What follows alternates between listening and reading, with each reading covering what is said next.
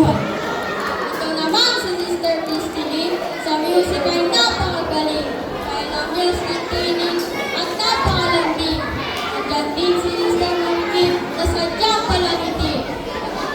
At sa kanyang klase ay may kwentong palagi. Sabi nila, sobrang stricto daw ni Sister Delia. Pero kanyang mga estudyante, siya ang paborito. Kanyag naman si Sister Arting, ang karismang hindi kaya baliwalain, na para bagang bulaklak na napakagapitin.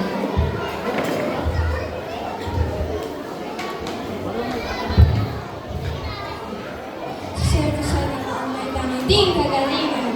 Kaya sa handling siya, mga batay nagpapagalingan. Tulad din ni Sister Susan, na sa math ay napakatinig. Ang mahirap na lesson, ang kanya lang pinipitig. Sister Marines na hindi nag-iiwan. At hindi ko magsilasin sa klaseng kami nililisan. At ang Sister Frank, aking dating guro sa aralin sa science. Siya ay madaming pumunod. Si Sister di pa natin kalimutan. Sa kanyang pasilan, aaliwan. Nagdating si Tito Mali na parang tropa. Ibig ang guro sa mga nakabababa. Ay, Sister Marcos, ang aming tulong at sa aming kamay sa iyong pamumuno.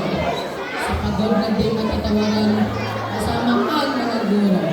Sana'y hindi manawa ang inyong mga puso.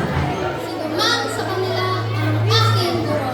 Sa bawat baitang mga aking tinuturo.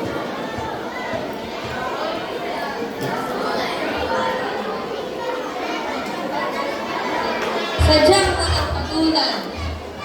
Kaya sa araw na ito, ako'y nagbibigay